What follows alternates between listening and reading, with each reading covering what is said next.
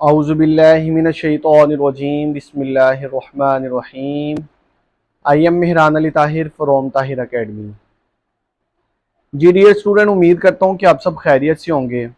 आज हम 10th class की न्यू बुक 2026 एडिशन जिसका chapter number 3 matrices and determinant जो है वो स्टार्ट करने जा रहे हैं। और आज जो है वो हम इसकी एक्सरसाइज नंबर 3.1 जो है वो सॉल्व करेंगे। डियर स्टूडेंट, ये चैप्टर जो है वो मोस्ट इम्पोर्टेंट चैप्टर है।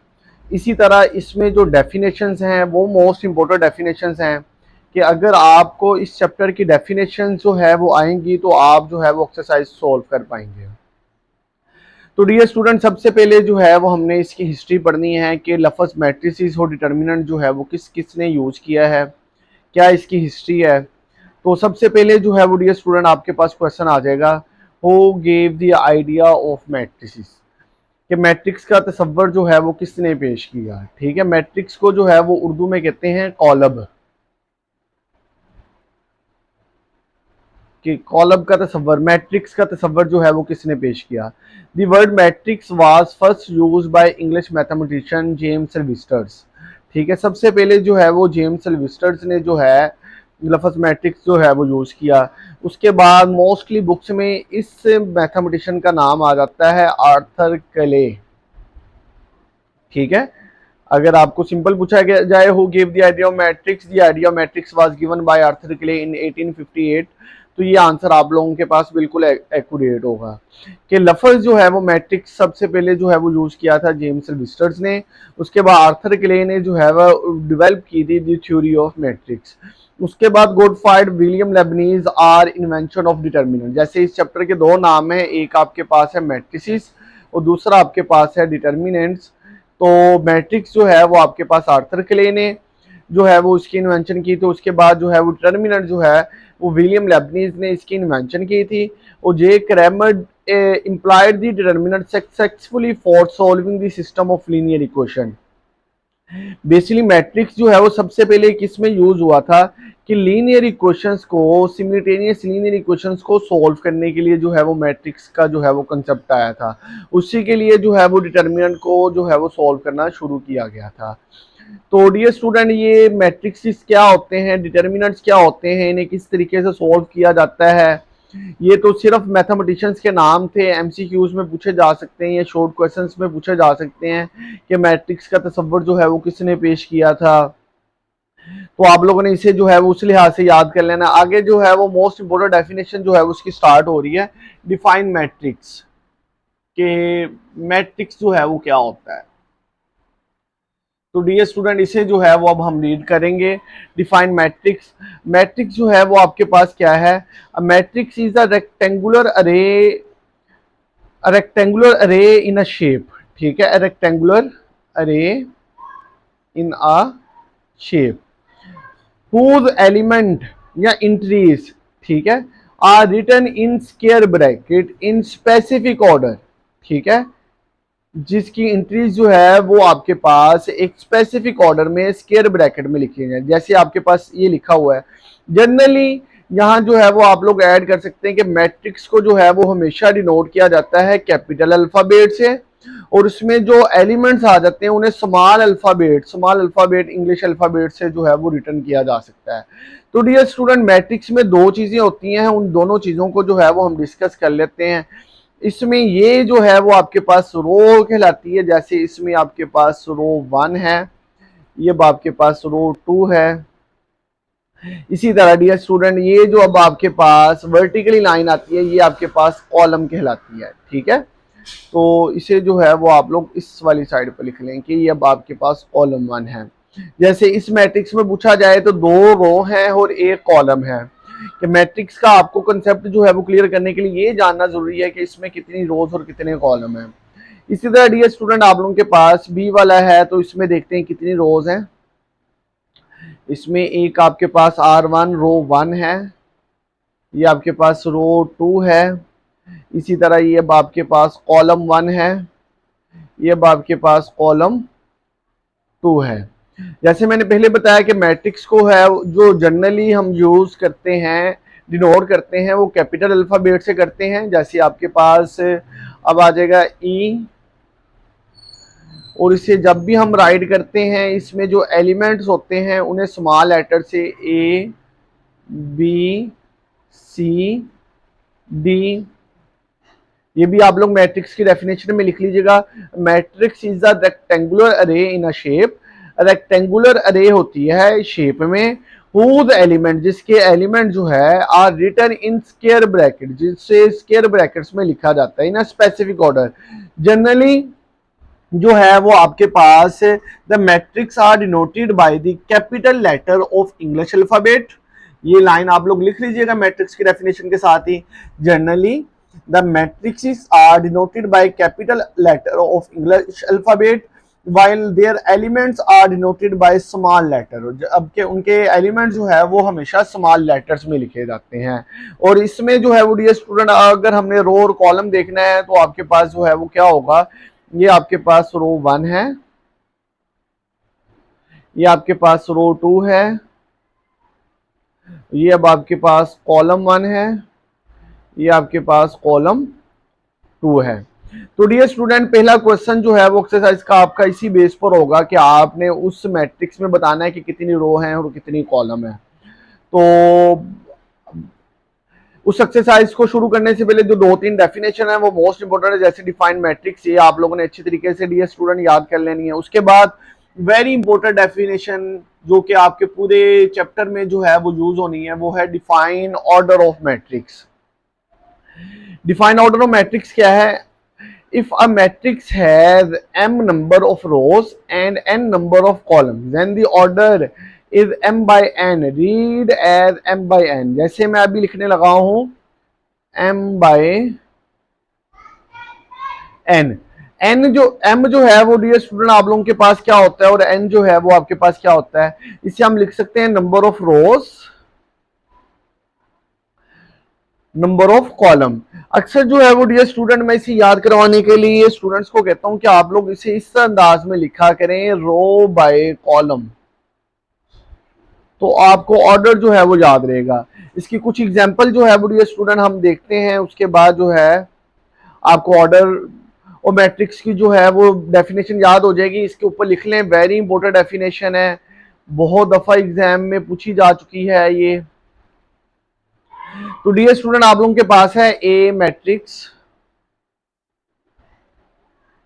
1 एंड 2, इसका पूछता है इसका ऑर्डर क्या होगा। तो ऑर्डर ऑफ ए मैट्रिक्स जो है आपके पास है, हम इसे किस तरह लिखेंगे, m बाय n। m जो है वो नंबर ऑफ रोज को रिप्रेजेंट करता है। अब इसमें नंबर ऑफ रोज कितनी है, r1 r2, 2 रोज हैं, 2 बाय, और कॉलम जो है वो डियर स्टूडेंट आप लोगों के पास कितने हैं, 1। तो इसका ऑर्डर जो है वो आपके पास क्या आ जाएगा, 2 बाय 1। इसी तरह डियर स्टूडेंट एक दो एग्जांपल जो है वो हम मजीद लेते हैं, जैसे अब आपके पास आ जाएगा ए वाला मैट्रिक्स जो है वो मैं लिखने लगा हूं ए बी सी डी, इसका ऑर्डर पूछेगा तो आप लोग लिखेंगे m बाय n। m जो है वो नंबर ऑफ रोज, कितनी रोज हैं इसमें, 2 रोज हैं, 2 बाय, और कॉलम कितने हैं 1 एंड 2, 2 कॉलम है। तो इस तरह जो है वो डियर स्टूडेंट आप लोगों ने ऑर्डर ऑफ मैट्रिक्स जो है वो बताया करना है। उसके बाद डियर स्टूडेंट आप लोगों के पास नेक्स्ट डेफिनेशन जो है वो आपके पास आ जाएगी define equal matrix. Equal matrix जो है वो क्या होता है, the matrices A and B are equal if and only if they are of same order, कि इनका ऑर्डर जो है वो सेम हो, मतलब दो अगर आपके पास मैट्रिसेस हैं, जैसे अभी आपके पास मैं कुछ एग्जांपल्स के तौर पर लिखने लगा हूं,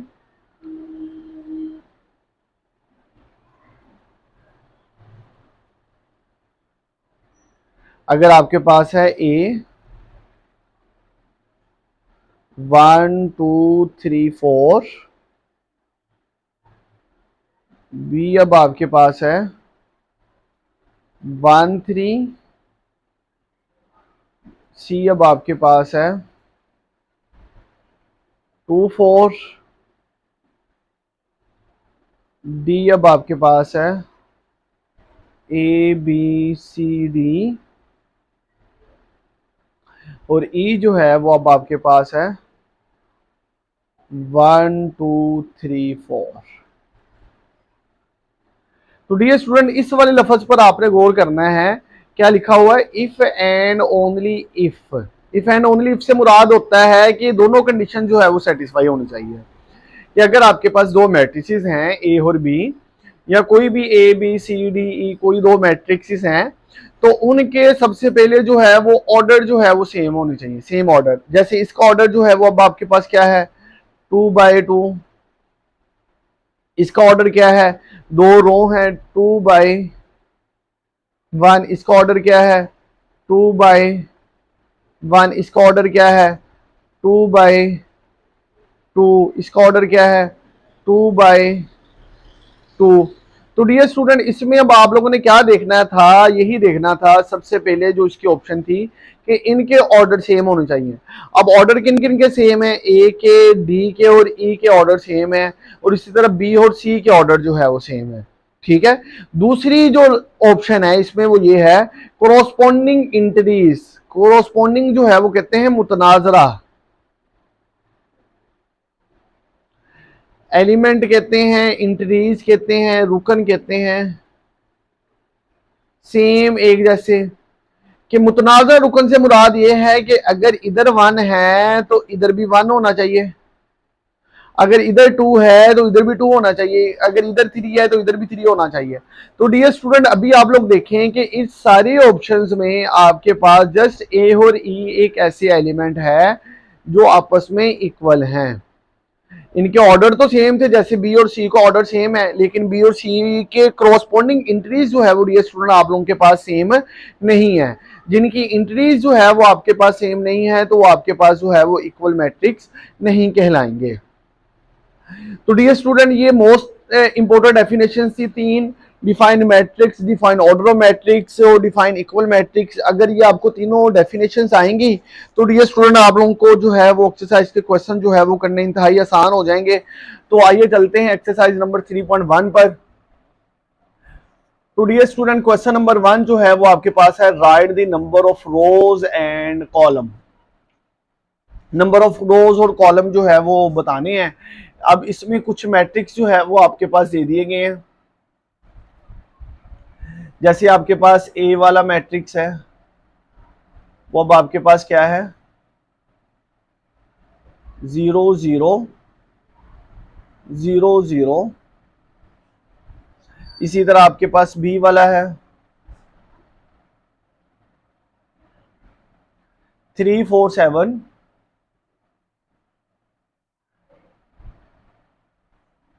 इसी तरह डियर स्टूडेंट सी वाली ऑप्शन है अब आपके पास 8 -10 एंड 11। उसके बाद डियर स्टूडेंट डी है आपके पास 3 1 4 2 0 5 1 3 एंड 6। उसके बाद ये स्टूडेंट ई वाली है, तो उसे देखेंगे। अब ये स्टूडेंट इसमें ये पूछता है नंबर ऑफ रोज, कितनी नंबर ऑफ रोज हैं, और नंबर ऑफ कॉलम जो है वो आपने इस क्वेश्चन में बताना है। तो डियर स्टूडेंट, इसमें नंबर ऑफ रोज जो है, अब आप लोग लिख लें नंबर ऑफ रोज। रोज इसमें कितनी है? 1 और 2। और कॉलम कितने हैं डियर स्टूडेंट? एक कॉलम है और साथ दूसरा कॉलम है, तो 2 कॉलम है। इसमें डियर स्टूडेंट आप लोगों के पास रो कितनी है?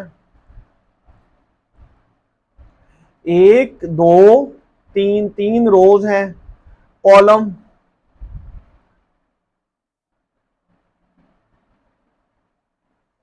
तो डियर स्टूडेंट इसमें कॉलम जो है वो आपके पास कितने हैं? 1 कॉलम है।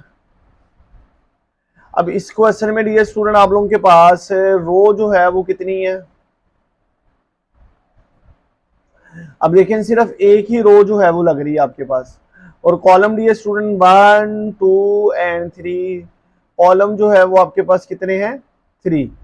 तो डियर स्टूडेंट इसमें नंबर ऑफ रो जो है वो आपके पास कितनी है? 1 2 3 3 रोज हैं और कॉलम जो है वो आपके पास कितने हैं, वो भी 3 ही हैं।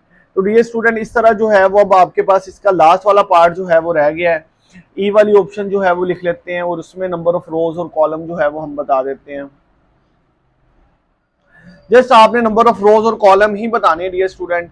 ई वाला जो है वो आपके पास मैट्रिक्स से एक दे दिया गया है, क्या है आपके पास 5 -3 9 4 -2 एंड 5। तो इसमें डियर स्टूडेंट आप लोगों के पास नंबर ऑफ रोज जो है वो कितनी है, अभी आप लोग देखें एक रो, फिर आपके पास दूसरी रो, तो 2 रोज हैं। कॉलम जो है वो आप लोग देखेंगे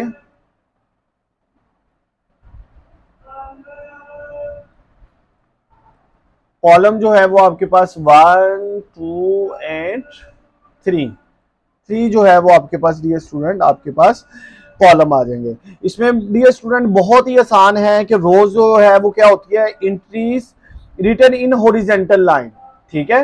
entries written in horizontal line वो आपके पास रोज होती है। Entries written in vertical line जो वर्टिकली लाइन में लिखी जाती हैं वो आपके पास क्या कहलाते हैं, कॉलम कहलाते हैं। तो डियर स्टूडेंट आप लोगों के पास क्वेश्चन नंबर 1 जो है वो अब आपके पास मुकम्मल सोल्व हो गया है। उसके बाद डियर स्टूडेंट आइए चलते हैं क्वेश्चन नंबर 2 की जानिब।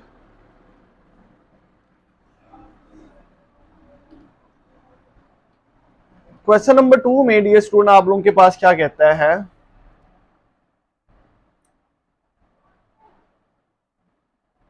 Question number 2 right the order of each matrix, right the order of each matrix. कि इसका जो है वो हमने ऑर्डर बताने हैं। तो डियर स्टूडेंट अब आप लोगों के पास ए वाली ऑप्शन है, वो अब आपके पास है 1 एंड 0। तो डियर स्टूडेंट इसका ऑर्डर जो है वो क्या होगा, ऑर्डर ऑफ मैट्रिक्स ए हम किस तरह लिखते होते थे, एम बाय एन से। एम जो है वो क्या रिप्रेजेंट करता था, नंबर ऑफ रोज को, कितनी रोज है इसमें 2 बाय, और कॉलम कितने आपके पास 1। तो इसका ऑर्डर जो है वो आपके पास क्या आ जाएगा, order of matrix A is 2 by 1, ठीक है। आप लोग इसे इस तरह स्टेटमेंट में भी आंसर लिख सकते हैं अगर शॉर्ट में आ जाए, order of matrix A is 2 by 1। अगर आप लोगों ने इस तरह भी लिख लिया तब भी जो है वो आपके पास ठीक है। ऑर्डर जो है यहाँ पर लिख दें आप लोग के, ऑर्डर जो है वो हम m बाई n से रिप्रेजेंट करते हैं। उसके बाद ये स्टूडेंट आप लोगों के पास इसकी बी वाला जो है वो मैट्रिक्स आ जाएगा। बी वाले मैट्रिक्स में आपके पास क्या है, 3 4 ये मैट्रिक्स ये दिए गए हैं। तो डियर स्टूडेंट इसका ऑर्डर जो है वो अब आपके पास क्या होगा, अगर इसका ऑर्डर लिखें हम m बाई एन, m जो है वो नंबर ऑफ रोज को रिप्रेजेंट करते हैं, तो कितनी रोज हैं, 1, और कॉलम कितने हैं आपके पास 2, 1 बाई 2 जो है वो आपके पास इसका आंसर आ जाएगा। उसके बाद ये स्टूडेंट आपके पास इसका सी वाला मैट्रिक्स है। सी वाले मैट्रिक्स में आपके पास है जी 3 5 5 एंड 6। जैसे मैंने पहले बताया कि अगर आपको डेफिनेशन जो है वो आती हैं तो आप लोगों के लिए क्वेश्चन करने जो है वो इंतहाई आसान हो जाएंगे। तो अभी हम डेफिनेशन के अकॉर्डिंगली जो है वो चीज़ों को देख रहे हैं। तो इसका ऑर्डर जो है वो डियर स्टूडेंट आप लोगों के पास क्या आ जाएगा, ऑर्डर m बाई एन के साथ जो है वो हम रिप्रेजेंट करते हैं। m इसमें क्या है, नंबर ऑफ रोज, कितनी रोज हैं, 2 रो हैं, 2 बाई 2, और 2 ही कॉलम है। उसके बाद ये स्टूडेंट आप लोगों के पास इसका डी वाला पार्ट आ जाएगा, और डी वाले पार्ट में आपके पास है 0 3 4 509। इसका जो है वो डियर स्टूडेंट आप लोगों ने ऑर्डर जो है वो फाइंड करना है, तो इसका ऑर्डर जो है वो आपके पास क्या होगा, ऑर्डर m बाय n। कितनी रोज हैं, 2 रो हैं हो डियर स्टूडेंट। इसमें आपके पास वर्टिकली लाइन कितनी है, 1 2 एंड 3, 2/3 जो है वो आपके पास इसका ऑर्डर है। उसके बाद डियर स्टूडेंट आप लोगों के पास इसकी ई वाली ऑप्शन आ जाएगी,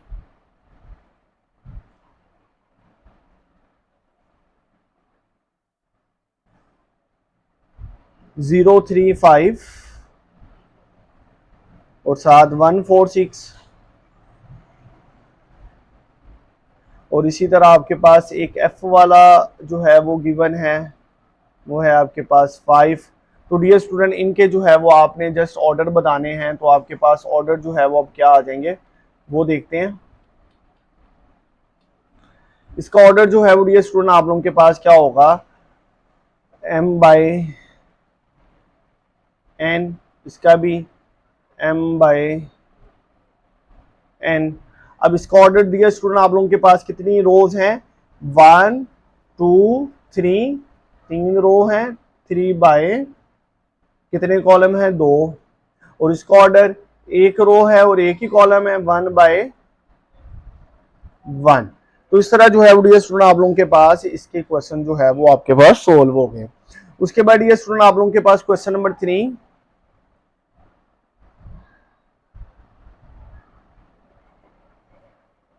क्वेश्चन नंबर 3 कहता है which of the following matrix are equal, matrices are equal. क्या हमने बताना है कि कौन से मैट्रिक्स जो है वो आपके पास इक्वल हैं। तो डियर स्टूडेंट इन मैट्रिक्स को जो है वो मैं एक ही दफा आपके पास जो है वो राइट कर लेता हूं, ताकि आप लोगों को इस चीज का जो है वो कंसेप्ट क्लियर हो जाए। अब आपके पास है ए वाला मैट्रिक्स, वो अब आपके पास क्या है, 0 4 3 1। उसके बाद ये स्टूडेंट आप लोगों के पास है बी वाला, वो है जी अब आपके पास 9 एंड -7। उसके बाद ये स्टूडेंट आप लोगों के पास है सी वाला, वो अब आपके पास है 2 × 3, 2 × 2, 4 + 4, साथ अब आपके पास 2 - 1, 4 - 2, 3 + 0। तो डियर स्टूडेंट जब आप लोग इसको सॉल्व करेंगे तो आपके पास क्या बनेगा, 2 × 3 6, 2 × 2 4, 4 + 4 8, 2 - 1 1, 4 - 2 2, 3 + 0 3 आ जाएगा। तो सी वाला मैट्रिक्स आपके पास इस फॉर्म में आ जाएगा। डी वाला जो है वो अब आपके पास क्या है, 5 + 4 और साथ -8 + 1। तो इसको जब आप लोग जो है वो सोल्व करेंगे, 5 + 4 आपके पास कितना है, 9, -8 + 7 जो है वो अब आपके पास है -7। उसके बाद ये स्टूडेंट आप लोगों के पास ई वाली ऑप्शन आ जाएगी, ई वाला है अब आपके पास 6 4 8, 6 4 8 1 2 3, ये अब आपके पास ई वाली ऑप्शन आ गई है। उसके बाद ये स्टूडेंट आप लोगों के पास एफ वाला आ जाएगा, 3 - 3, फिर आगे 3 + 1, 3 एंड 1। तो 3 - 3 आपके पास क्या है, 0 4 3 एंड 1। तो डियर स्टूडेंट अभी आप लोग देखें कि आपके पास इक्वल मैट्रिक्स जो है वो कौन कौन से हैं। तो इसके आंसर में डियर स्टूडेंट आप लोगों के पास क्या आ जाएगा, सबसे पहले आप लोग देखें ए के साथ कंपेयर करते हुए, ए के साथ आपके पास 0 3 4 1 एफ वाला जो है वो आपके पास सेम है। तो फर्स्ट जो है वो आप लोग इसका आंसर लिख सकते हैं A is equal to F, ठीक है। The same order and the corresponding entries are same. तो ए और एफ के इक्वल मैट्रिक्स क्या होते थे, जिनके ऑर्डर सेम हो, जैसे इसका ऑर्डर 2/2 है, इसका ऑर्डर 2/2 है, कॉरस्पॉन्डिंग एंट्रीज भी सेम है। इसी तरह डियर स्टूडेंट नेक्स्ट जो है वो आपके पास कौन सा सेम है, बी एंड डी वाला, बी इक्वल है डी के, और इसी तरह सी इक्वल है आपके पास, सी इक्वल टू ई। यही डियर स्टूडेंट आप लोगों ने जस्ट बताना था कि आपके पास इक्वल मैट्रिक्स जो है वो कौन कौन से हैं। क्वेश्चन नंबर 1 2 3 बिल्कुल एमसीक्यू टाइप क्वेश्चन थे, इजी इजी से। उसके बाद डियर स्टूडेंट आइए चलते हैं नेक्स्ट हम क्वेश्चन नंबर 4 की जानिब। Question number 4, question number 4 dear student very interesting question है, इफ और वेरी इंपॉर्टेंट क्वेश्चन भी है। If a+2 b-1 c-3 d+4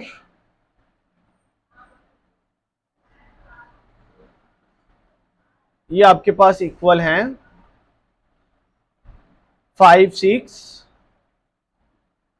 8 and 4, then find जो है वो आपने क्या करना है, A B C and D. तो डियर स्टूडेंट आप लोगों ने ये ए बी सी डी की वैल्यू जो है वो फाइंड करनी है। As both matrix are equal, अगर दोनों मैट्रिक्स जो है वो इक्वल हैं, so corresponding elements are equal.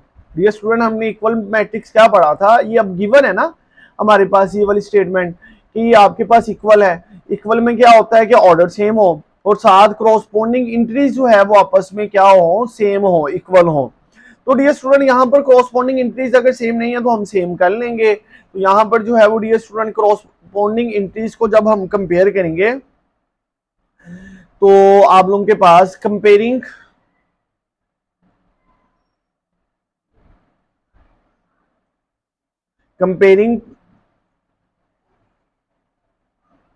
corresponding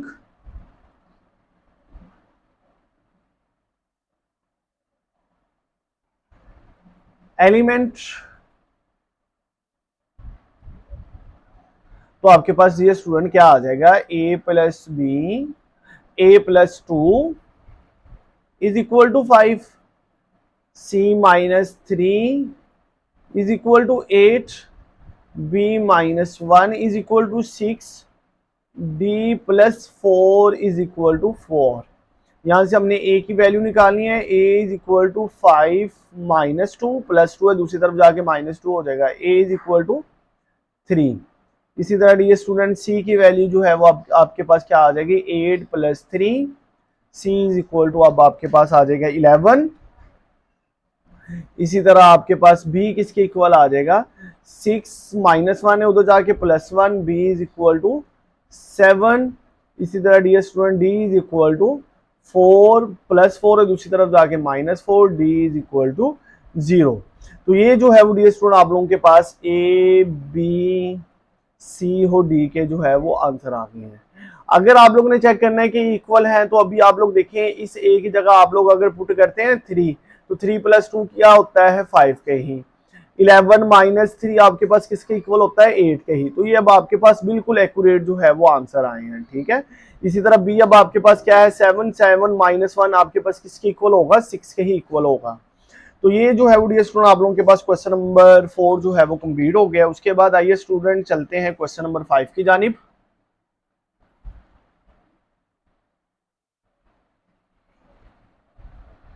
question number 5 में डियर स्टूडेंट आप लोगों के पास कहता है if, question number 5 very important question है। क्वेश्चन नंबर 4 5, 6 एंड 7, ठीक है। इसके ऊपर जो है वो आप लोग लिख लीजिएगा, वेरी इंपॉर्टेंट क्वेश्चन। 2x + 1, 7, 4, 5, ये जो है वो डियर स्टूडेंट आप लोगों के पास इक्वल है 9, 7, 4, y। कहता है find the value of find x and y। ये वैल्यू जो है वो आप लोगों ने फाइंड आउट करनी है। तो डियर स्टूडेंट बिल्कुल सिंपल जो है वो आपके पास ये क्वेश्चन है कि आपको पता है क्रॉसपोंडिंग एंट्रीज जो है वो आपके पास इक्वल है, इक्वल मैट्रिक्स में दे दिया गया है, कंपेयरिंग क्रॉसपोंडिंग एंट्रीज। तो आप लोगों के पास क्या आ जाएगा, 2x + 1 किसके इक्वल है, 9 के, 4 4 के इक्वल, 7 7 के इक्वल, और ये वाला 5 जो है वो आपके पास y = 5। ये तो आंसर वैसे निकल आया, यहां से कंपेयर करेंगे तो आपके पास 2x = 9 + 1 है, दूसरी तरफ जाके -1, 2x = 8, x = 8 divided by 2, 2 1s are 2, 2 4s are 8, x = 4। तो इस तरह जो है वो डियर स्टूडेंट आप लोगों के पास x = 4 एंड y = 5 जो है वो आपके पास इसका आंसर आ गया। उसके बाद डियर स्टूडेंट आइए चलते हैं नेक्स्ट इसके क्वेश्चन नंबर 6 की जानिब।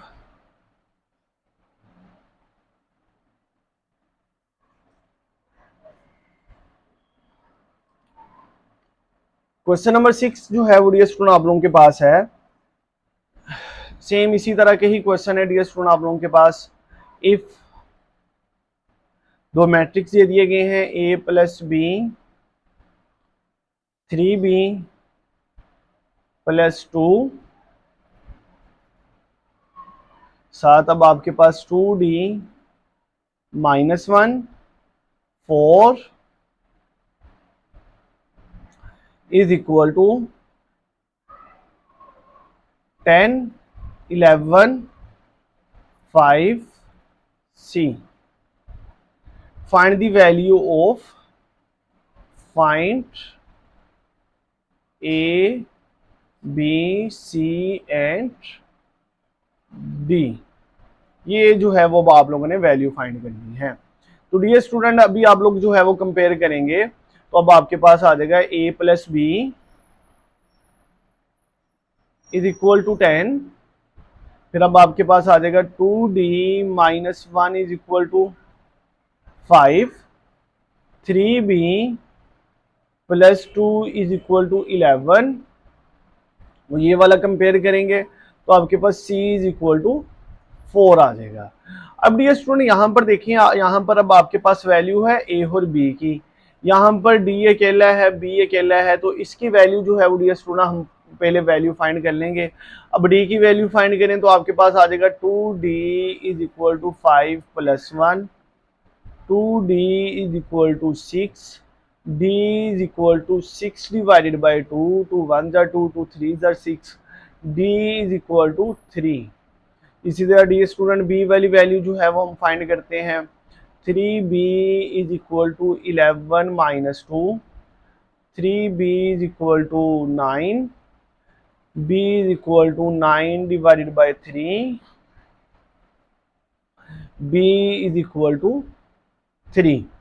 इसी तरह डी स्टूडेंट आप लोगों के पास सी जो है वो वैसे ही कंपेयर करके आपके पास इक्वल आ गया ये।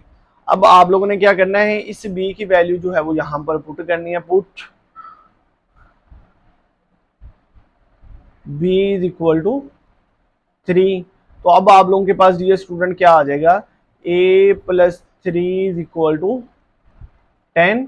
ये जो आपके पास b की वैल्यू यहां से आई है डियर स्टूडेंट, तो 3 दूसरी तरफ जाएगा, a = 10 - 3, a = 7। तो इस तरह आपके पास डियर स्टूडेंट आपके पास a, b, c और d की वैल्यू जो है वो फाइंड आउट होगी। a = 7, b = 3, c = 4 and d = 3 जो है वो आपके पास फाइंड आउट होगी वैल्यू। उसके बाद ये स्टूडेंट आप लोगों ने जो है वो इस एक्सरसाइज का लास्ट वाला क्वेश्चन है, क्वेश्चन नंबर 7, उसे देखते हैं। ये क्वेश्चन जो है वो आपका यहाँ पर एंड हो गया है, क्वेश्चन नंबर 7।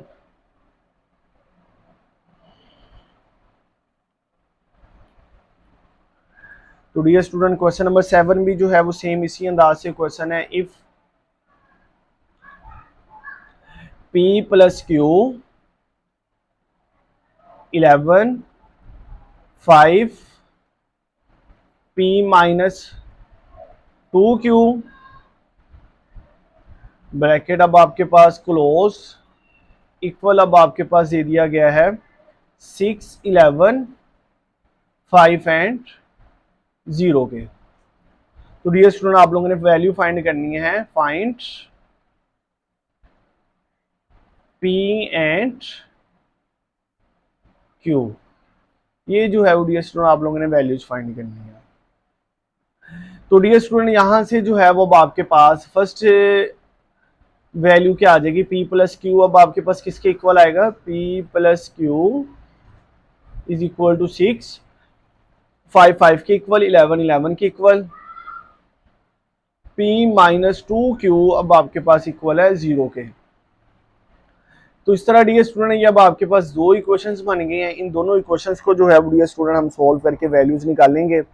इंतहाई आसान है। यहाँ तो यहाँ से P की वैल्यू निकाल लें या इक्वेशन को कंपेयर कर लें, तब भी जो है वो आपके पास आंसर जो है वो आना शुरू हो जाएगा। जैसे यहाँ से P is equal to 2Q है, ठीक है, तो वो जो है वो आप लोग इक्वेशन नंबर 1 में पुट कर देंगे। P is equal to 2Q आ जाएगा ना, यहाँ से माइनस 2Q है। Put in equation 1, put in equation 1, तो आप लोगों के पास क्या आ जाएगा, इस P की जगह पर आप लोग लिख देंगे 2Q plus Q is equal to 6।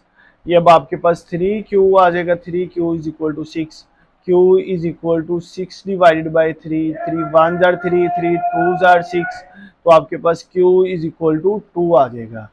तो Q की वैल्यू जो है वो अब आपके पास ये आ गई है। इसे आप लोग इक्वेशन नंबर 3 कह दें, यहाँ पर लिख दें पुट इन इक्वेशन 3। तो आप लोग P is equal to 2 into Q की वैल्यू जो है वो क्या है 2, तो P जो है वो अब आपके पास क्या आ जाएगा 4। तो यहाँ पर अब आपके पास P की वैल्यू जो है वो क्या आ गई 4। तो इस तरह जो है वो डियर स्टूडेंट आप लोगों के पास क्वेश्चन नंबर 7 जो है मुकम्मल सोल्व हो गया। तो डियर स्टूडेंट उम्मीद है कि आप लोगों को इस मुकम्मल एक्सरसाइज की जो है वो समझ आई होगी। इस पूरी एक्सरसाइज में डियर स्टूडेंट मेन काम जो है वो आपके पास डेफिनेशंस का है। अगर आपको डेफिनेशंस आती हैं जिसमें डिफाइन मैट्रिक्स है, डिफाइन ऑर्डर ऑफ मैट्रिक्स है, डिफाइन इक्वल मैट्रिक्स है, तो आप लोग जो है वो बिल्कुल आसानी से ये पूरी एक्सरसाइज जो है वो सॉल्व कर लेंगे। मुझे उम्मीद है कि इस तमाम एक्सरसाइज की आप लोगों को बहुत अच्छे से समझ आई होगी। फिर भी अगर किसी क्वेश्चन में किसी पार्ट में कोई मसला हो तो आप लोग कमेंट सेक्शन में या दिए गए राब्ता नंबर पर जो है वो दिए गए राब्ता नंबर पर जो है वो राब्ता करके आप लोग जो है वो पूछ सकते हैं। आप सबका बहुत शुक्रिया। मेरी मज़ीद वीडियो देखने के लिए मेरे चैनल को सब्सक्राइब करें, लाइक करें, शेयर करें। बहुत शुक्रिया। जज़ाकल्लाह। अल्लाह हाफिज़।